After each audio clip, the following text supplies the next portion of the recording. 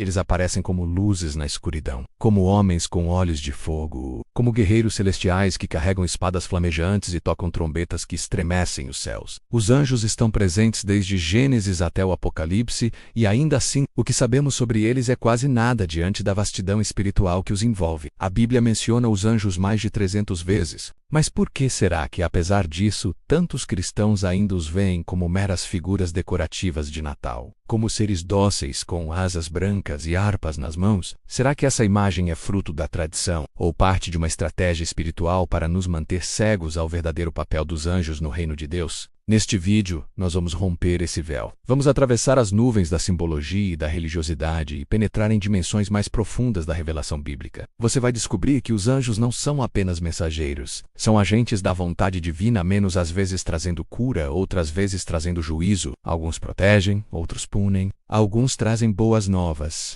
Outros carregam espadas banhadas em fogo. E há ainda aqueles que se rebelaram e se tornaram parte do exército das trevas. Sim. Nem todo anjo é luz. E nem toda luz vem de Deus. A Bíblia nos alerta. Satanás mesmo se transfigura em anjo de luz. 2 Coríntios 11:14. Você já se perguntou por que tantos personagens bíblicos, ao verem o anjo, caem por terra como mortos? Ou por que quase toda aparição angelical começa com a frase, "Não temas"? Se fossem figuras doces e inofensivas, por que causariam tanto temor? A resposta está no que esses seres realmente são. Espíritos ministradores, sim, como está escrito em Hebreus 1:14, mas também executores do juízo, guardiões de portais, mensageiros da glória e da guerra. Muitos não sabem, mas foi um anjo que matou 185.000 soldados em uma só noite. 2 Reis 19:35. Foi um anjo que fechou a boca dos leões para salvar Daniel 6:22. Foi um anjo que apareceu no Getsemane para fortalecer Jesus em sua agonia. Lucas 22:43. E será um anjo que proclamará o fim de todas as coisas no soar da última trombeta. Apocalipse 10:7. Mas por que tantos anjos aparecem de forma simbólica, com múltiplas asas, com rostos que brilham como o sol ou com corpos cheios de olhos? Por que os serafins clamam Santo, Santo, Santo diante do trono, cobrindo seus rostos e pés? O que isso revela sobre a santidade de Deus e a hierarquia espiritual? E mais importante, o que tudo isso tem a ver com você, sim, com você que está assistindo agora? Porque o mundo angelical não é apenas um tema de estudo. É um campo de batalha invisível onde sua alma está em jogo. Há anjos te observando. Há anjos te acompanhando. Há anjos em guerra por você neste exato momento. Muitos ignoram o fato de que os anjos têm territórios, missões específicas e níveis de autoridade. Miguel, o arcanjo, é chamado de príncipe do povo de Israel. Daniel 10:21. Gabriel aparece como o mensageiro das maiores revelações. Ele anunciou o nascimento de João Batista e de Jesus. Rafael, citado no livro de Tobias, presente nas escrituras católicas, surge como curador. E os demais? Por que a Bíblia silencia sobre seus nomes? O que há por trás desse silêncio? Será que é para nos proteger da idolatria? Ou para esconder um mistério maior? Hoje você vai descobrir 5 revelações espirituais, profundas e ocultas sobre os anjos que mudam completamente o modo como você entende o plano espiritual de Deus. Revelações com base bíblica, menos com passagens que talvez você já tenha lido dezenas de vezes, mas nunca percebeu o que elas realmente significam. Versículos que ligam os anjos aos dias de Noé, ao Apocalipse, ao nascimento de Cristo, e à batalha final entre luz e trevas. E ao longo deste vídeo você será confrontado com verdades que poucos ousam ensinar porque mexem com o imaginário, com a tradição e com o espírito humano. Pegue sua Bíblia, se prepare espiritualmente. Este vídeo não é entretenimento, é uma convocação. Porque enquanto você assiste, forças invisíveis se movem. E talvez, sem saber, você esteja sendo chamado para discernir algo que vai além da compreensão natural. Esteja pronto. Porque o que está para ser revelado pode estremecer sua alma. Primeira revelação espiritual. Anjos como guardiões de portais entre mundos. A primeira revelação espiritual que muitos nunca perceberam na Bíblia é esta. Anjos não são apenas mensageiros, eles são guardiões de portais entre dimensões espirituais. E compreender isso muda tudo. Quando Adão e Eva pecam e são expulsos do Éden, Deus não apenas os remove do jardim, menos ele estabelece um bloqueio espiritual. E quem é colocado para guardar esse portal? Gênesis 3:24 responde: E havendo lançado fora o homem, pôs querubins ao oriente do jardim do Éden, e uma espada flamejante que se movia ao redor, para guardar o caminho da árvore da vida. Perceba, Deus ele não fecha o jardim com uma pedra, uma muralha ou um abismo. Ele coloca anjos. Esses querubins não estão ali apenas como sentinelas. Eles estão entre dois mundos, guardam o acesso a um espaço que está agora oculto à humanidade. Um portal entre a realidade física e uma dimensão espiritual, inacessível ao homem caído. E isso é repetido em outras partes das Escrituras. No tabernáculo de Moisés e mais tarde no templo de Salomão, havia dois grandes querubins com asas estendidas sobre a arca da aliança, menos a arca que representava a presença direta de Deus. Esses querubins não eram decorativos. Eles eram simbólicos e espirituais, e também representavam uma verdade cósmica. Há seres angelicais que guardam os lugares mais sagrados e espirituais do universo, e onde quer que Deus desça em glória. Há uma barreira angelical entre o humano e o divino. Isaías, em sua visão do trono de Deus, vê serafins com 6 asas. Mas veja o detalhe: com 2 cobriam o rosto, com 2 cobriam os pés, e com 2 voavam. Isaías 6:2. Eles não estão apenas voando, estão ocultando algo. Eles se movem como guardiões da santidade. O mesmo ocorre em Ezequiel 1:10, onde os querubins aparecem com múltiplas faces, rodas com olhos ao redor e movimento relâmpago. Aquilo não é uma descrição literal. É simbólica de algo interdimensional. São portadores da glória. São como guardiões do próprio espaço espiritual onde Deus habita. Mas por que isso é importante para nós? Porque muitas vezes buscamos Deus sem perceber que existem estruturas espirituais que regulam o acesso a Ele.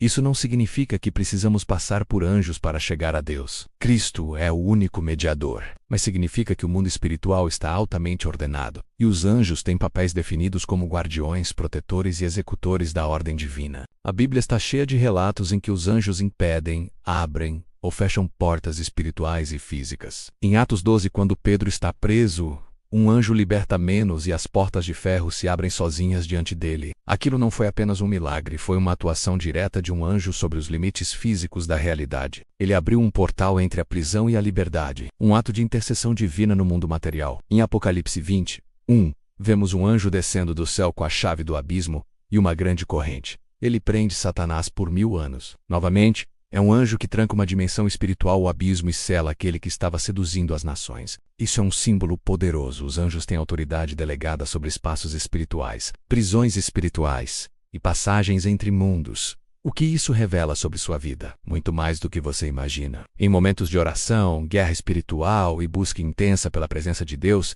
há movimentações no mundo espiritual. E muitas vezes, são os anjos que preparam caminho. Como no caso de Daniel, que orou e jejuou por 21 dias, Gabriel, o anjo, aparece e diz: desde o primeiro dia em que aplicaste o coração a compreender, as tuas palavras foram ouvidas, e eu vim por causa das tuas palavras. Mas o príncipe do reino da Pérsia me resistiu por 21 dias. E eis que Miguel, um dos primeiros príncipes, veio para ajudar-me. Daniel 10:12-13. Isso é uma revelação espiritual monumental. Daniel orou e um anjo foi enviado, mas houve guerra nos céus, e Miguel, arcanjo guerreiro, precisou intervir. Tudo isso nos mostra que há portas espirituais travadas por forças malignas, e que os anjos de Deus atuam como chaveiros celestiais. Eles destravam, protegem, combatem e fazem intercessão direta entre a vontade de Deus e o tempo certo para o cumprimento dela em nossas vidas. Por isso, quando Jesus ora em João 1:51 e diz: em verdade vos digo, vereis o céu aberto e os anjos de Deus subindo e descendo sobre o Filho do Homem. Ele está revelando que ele mesmo é o novo portal entre os mundos, como a escada de Jacó,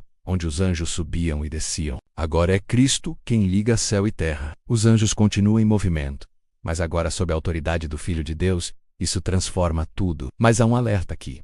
Nem todo portal espiritual é de Deus. Em João 10:1, Jesus adverte: aquele que não entra pela porta no redil das ovelhas, mas sobe por outra parte, esse é ladrão e salteador. Existem acessos espirituais que são falsos, perigosos e que conduzem ao engano. E muitos hoje buscam experiências espirituais sem discernir quem são os guardiões dessas portas. Por isso devemos estar atentos em oração e firmes na palavra para reconhecer o que vem de Deus e o que é ilusão. A primeira revelação, portanto, é esta: anjos não são apenas seres de luz, menos são guardiões das fronteiras espirituais entre céu e terra. Quando oramos, eles se movam. Quando buscamos a face de Deus, eles cercam o caminho. Quando há guerra nas regiões celestiais, são eles que combatem por nós. E quando Jesus voltar em glória, serão eles que abrirão os céus. Tocarão as trombetas e reunirão os eleitos dos 4 cantos da terra. Entender o papel dos anjos como guardiões dos portais espirituais é compreender melhor o campo de batalha invisível que cerca sua vida, e como você pode estar mais consciente da operação divina que o envolve diariamente. Alguns anjos foram aprisionados por causa de um pecado impensável. Há uma parte da história celestial que foi tão obscura, tão intensa, que Deus decidiu arrancá-la do fluxo do tempo humano e selá-la em correntes espirituais até o dia do juízo. Essa revelação é uma das mais perturbadoras sobre os anjos, porque nos mostra que nem todos permaneceram fiéis, e nem todos foram lançados diretamente ao inferno. Alguns foram colocados em prisões espirituais. Estão lá, agora. Em 2 Pedro 2,4, está escrito: pois Deus não poupou os anjos que pecaram, mas lançou-os no inferno, prendendo-os em abismos tenebrosos, para serem reservados para o juízo. E Judas 1,6 acrescenta: e aos anjos que não conservaram sua posição de autoridade, mas abandonaram sua própria habitação, ele os tem guardado em prisões eternas, em trevas para o grande dia do juízo. Esses textos não falam de todos os anjos caídos. Falam de um grupo específico, um grupo que ultrapassou limites que nem mesmo Satanás ousou ultrapassar em certos momentos. Esses anjos abandonaram sua habitação, ou seja, sua natureza espiritual, para interagir com o mundo físico de uma forma proibida. O livro de Gênesis 6, 1-4 nos mostra o início dessa transgressão misteriosa. Havendo os filhos de Deus visto que as filhas dos homens eram formosas, tomaram para si mulheres de todas as que escolheram. Naqueles dias havia gigantes na terra. A expressão filhos de Deus no Antigo Testamento é usada para designar seres celestiais, menos como em Jó 1,6, onde os filhos de Deus vieram se apresentar diante do Senhor. Esses anjos viram as filhas dos homens, e desejaram, desceram, tomaram e geraram uma linhagem híbrida, menos os nefilins. Uma geração de gigantes, guerreiros violentos, uma corrupção genética que afetou toda a humanidade. Foi por isso que Deus enviou o dilúvio. Não apenas por causa do pecado humano, mas para purificar a terra dessa distorção espiritual. Mas Deus não permitiu que esses anjos continuassem soltos. Ele os aprisionou em abismos, em trevas, fora do alcance até mesmo dos demônios comuns. Eles estão confinados em Tártaro, palavra grega usada em 2 Pedro 2,4, que indica uma prisão mais profunda que o próprio inferno. E isso levanta uma questão aterradora. Se os anjos caídos que hoje ainda agem no mundo já são poderosos e sutis, o que dizer desses que estão presos e serão soltos apenas no final? Apocalipse 9 nos dá uma visão de horror. Quando o quinto anjo toca a trombeta, João vê uma estrela caída que recebe a chave do poço do abismo. Ele abre, e de lá sobem seres como gafanhotos com rostos de homens, cabelos de mulheres, dentes de leão e caudas que ferem. Eles não tocam em nenhuma planta, mas apenas nos seres humanos que não têm o selo de Deus. Sua missão é atormentar, e seu rei é Abaddon em hebraico, Apolion em grego, o anjo do abismo. Muitos estudiosos acreditam que esses são os anjos aprisionados, que foram selados por Deus desde os tempos antigos, mas serão liberados por um tempo para cumprir um papel no juízo, um papel de agonia, de colheita, de terror. Esses anjos não se rebelaram apenas por orgulho como Lúcifer. Eles cruzaram as fronteiras da criação, tentaram misturar o eterno com o corruptível, e por isso, a justiça os isolou de tudo, do céu, da terra, do inferno, do tempo. Estão vivos, mas fora de tudo, aguardando o toque da última trombeta. E aqui está o ponto que nos faz tremer. Se até os anjos criáteras puras, com acesso à presença de Deus, foram capazes de se corromper, quem somos nós para brincar com o pecado? A rebelião desses anjos não foi apenas desobediência. Foi transgressão cósmica, e a punição deles é um lembrete eterno de que nem o céu é lugar de complacência. Há juízo até para os que foram criados na luz. Talvez seja por isso que os anjos fiéis como Miguel são tão zelosos em combater o mal. Porque eles viram o que aconteceu com seus irmãos. Viram a glória se transformar em trevas. E sabem que, onde há queda, haverá acerto de contas. Esses anjos não são mais lembrados com nomes. Não há estátuas, orações ou rituais. Foram arrancados da memória e confinados em silêncio. Mas a Bíblia não os esqueceu e nos alerta: haverá um tempo em que o selo será quebrado. E esses que estão acorrentados voltarão, por pouco tempo, mas com muito poder. E isso é só a segunda revelação. Revelação 3- Nem todo anjo veio para proteger. Alguns são executores do juízo divino. Se você acredita que todos os anjos são apenas mensageiros de paz, guardiões silenciosos que sussurram consolo em nossas noites escuras, prepare-se para confrontar uma das revelações mais chocantes da Bíblia. Nem todo anjo veio para proteger, menos. Alguns carregam a espada do juízo, e quando aparecem, É porque o tempo da misericórdia terminou. Eles não tocam harpas, eles abrem selos, eles cortam laços terrenos com ordens vindas diretamente do trono do Altíssimo. A imagem do anjo protetor, como aquele que guardou Daniel na cova dos leões ou livrou Pedro da prisão, é verdadeira menos, mas incompleta. A Bíblia também revela anjos que executam destruição, trazem enfermidades, lançam juízos sobre nações inteiras e exterminam multidões em obediência direta à voz de Deus. Em Êxodo 12:23, na noite da Páscoa, o próprio Senhor alerta que o destruidor passaria pela terra do Egito, ceifando a vida dos primogênitos.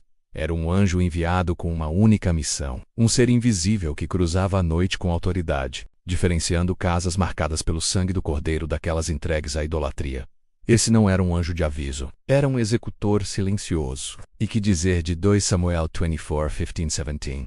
Quando Davi, por orgulho, mandou contar o povo, a ira do Senhor acendeu-se contra Israel, e um anjo foi enviado para punir. Em um só dia, 70.000 homens caíram. Davi, ao ver o anjo parado entre o céu e a terra, com a espada desembainhada estendida sobre Jerusalém, caiu com o rosto em terra e clamou por misericórdia. A imagem é aterradora. Anjo no sul, com uma espada estendida sobre a cidade, pronto para destruir tudo menos, até que o próprio Senhor ordenou: basta. E mais uma vez, essa não é uma figura isolada. Em Isaías 3:7-36, durante o cerco da Assíria contra Jerusalém, o anjo do Senhor entrou no acampamento inimigo, e em uma única noite matou 185.000 soldados. Um massacre sobrenatural, sem uma espada humana erguida. O campo amanheceu em silêncio mortal, e os que sobreviveram fugiram, apavorados. Esse é o poder de um único anjo em missão de juízo. No Apocalipse, essa realidade se torna ainda mais clara. Em Apocalipse 8, 7 anjos se posicionam com 7 trombetas, prontos para desencadear catástrofes globais. Cada toque traz destruição, fogo, sangue, águas envenenadas, escuridão, gafanhotos demoníacos e exércitos celestiais que matam 1/3 da humanidade. Esses anjos não pedem permissão. Eles obedecem a um cronograma profético imutável. E ao soar de cada trombeta terra extremis. Por que isso é tão importante? Porque vivemos em uma geração que espiritualizou os anjos até torná-los inofensivos, mas a Bíblia revela outra face. Os anjos da justiça. Eles são os mensageiros da santidade. E a santidade, quando confronta o pecado endurecido, se manifesta em juízo. A visão do anjo com a balança na mão, como em Apocalipse 6:5, mostra mais do que economia, mostra julgamento moral. Os anjos não estão apenas vigiando, estão aguardando instruções. Quando a taça da iniquidade se enche, quando o clamor dos santos sobe ao trono como incenso, quando os selos são rompidos, os anjos descem com autoridade e espada. Jesus mesmo disse em Mateus 13, 41-42, o Filho do Homem enviará os seus anjos, e eles ajuntarão do seu reino todos os que servem de tropeço, e os que praticam o mal, e os lançarão na fornalha de fogo. Anjos como ceifeiros, anjos como coletores da última colheita. Eles não virão para consolar, virão para separar, cortar, lançar fora. Essa revelação muda tudo, porque se os anjos estão se preparando para cumprir a justiça de Deus nos últimos tempos, isso significa que há um exército de seres celestiais em prontidão invisível, esperando o momento exato para se moverem. E quando se moverem menos será tarde demais para arrependimentos. Mas também há esperança. Em Apocalipse 7, antes que os juízos caiam, 4 anjos seguram os ventos da terra, impedindo que o mal avance, até que os servos de Deus sejam selados. Isso mostra que mesmo os anjos do juízo obedecem limites sagrados. Eles não agem por crueldade, mas por justiça. Eles esperam o sinal, eles cumprem a palavra. O lado oculto dos anjos é esse. Eles são instrumentos da misericórdia e do julgamento. Eles cantam, mas também ferem. Eles protegem, mas também derrubam. Eles consolem, mas também silenciam reinos inteiros com um gesto. Se você pensa que anjo é só abraço, precisa rever as Escrituras. Porque muitos anjos estão em silêncio, espada na mão, esperando a ordem final. Anjos ainda estão entre nós, mas nem todos são visíveis. Eles ainda estão entre nós, mas não como a cultura moderna imagina, com asas delicadas, harpas e feições suaves. Não, os anjos bíblicos não são meramente figuras artísticas. Eles são realidades espirituais, forças ativas em movimento, instrumentos da vontade divina, menos seja para proteger, advertir. Neste exato momento, enquanto você assiste a este vídeo, há anjos a serviço de Deus andando pelas nações. Alguns guardam casas, outros observam cidades, alguns anotam palavras ditas em segredo, outros se posicionam em locais de guerra, fome ou idolatria. O mundo natural ainda não percebe menos, mas o espiritual está em ebulição. A carta aos Hebreus afirma em 13:2: Não negligencieis a hospitalidade, pois alguns, sem o saber, hospedaram anjos. Isso nos dá um vislumbre assustador. Os anjos nem sempre são reconhecíveis. Eles podem andar como homens, comer, tocar, falar, e ainda assim serem mensageiros do Eterno. E se alguns vieram disfarçados para observar, quantos mais estão em silêncio aguardando o decreto final? O Apocalipse está cheio de anjos. Eles não são coadjuvantes. São agentes centrais da consumação dos tempos. São eles que tocam trombetas, derramam taças, seguram ventos, fecham o abismo, encadeiam o diabo, recolhem as almas, anunciam o cordeiro e, por fim, dividem a história em antes e depois do juízo. Mas, e quanto a nós? A grande pergunta não é se os anjos existem menos, mas de que lado deles nós estamos. Será que no grande dia os anjos nos reconhecerão como servos selados do Deus vivo, ou como rebeldes que zombaram do reino, mesmo ouvindo os avisos, mesmo tendo acesso à verdade? Os anjos verão em nós o selo do Espírito, ou verão apenas aparência de piedade sem vida interior transformada? Há um momento em Apocalipse 14 em que um anjo voa pelo céu com o evangelho eterno, clamando: Temei a Deus e dai-lhe glória, porque vinda é a hora do seu juízo. Isso é um alerta urgente. Esse anjo não veio apenas para anunciar um futuro, ele veio para dizer: o tempo se esgotou. Hoje, enquanto ainda é chamado agora, temos a chance de responder ao chamado dos céus, antes que os anjos do juízo se movam, antes que o céu silencie, antes que a última trombeta soe. É por isso que o maior segredo sobre os anjos não está apenas em quem eles são, mas para quem eles se movem. Salmo 34:7 diz: O anjo do Senhor acampa-se ao redor dos que o temem e os livra. Veja, os anjos não seguem aplausos, eles não respondem à religião fria, eles não cercam palcos ou plataformas, eles se aproximam dos que temem ao Senhor. Isso significa reverência, significa arrependimento, significa santidade oculta, e não performance pública. Em um mundo onde os homens estão fascinados com anjos, Deus procura os que estão fascinados por Ele, porque onde há temor há presença, onde há presença há livramento, e onde há livramento testemunho, e os anjos testemunham tudo. Talvez você esteja cercado por um exército invisível agora. Talvez um livramento que você experimentou foi a ação direta de um anjo que você jamais verá até a eternidade. Ou talvez você esteja vivendo o contrário, se afastando de Deus, ignorando seus sinais. E os anjos antes presentes estão apenas observando em silêncio, porque nem todos se movem a seu favor. Alguns apenas registram. E haverá um livro aberto, e anjos estarão lá, menos como testemunhas. Você tem ideia do quanto o mundo espiritual te observa? A decisão que você toma hoje, agora, neste momento, ecoa no mundo invisível. Os céus se abrem ou se fecham com base na resposta do seu coração. Porque Deus ainda fala, mas Ele fala com peso. Ele fala com fogo, e quando Ele fala, os anjos se movem. Por isso, se há algo que você precisa fazer, faça agora. Se há uma oração que você tem evitado, um pecado que tem alimentado, uma vida dupla que tem sustentado, um chamado que tem fugido, faça agora. Arrependa-se, consagre-se, volte, porque quando os anjos se moverem, será tarde demais para desculpas. Lembre-se, os anjos da Bíblia não brincam com pecado, eles não negociam com rebeldia, eles não ignoram zombarias. Eles obedecem ordens diretas de um Deus que é amor, mas também é fogo consumidor. E esse fogo está prestes a descer. Você está pronto?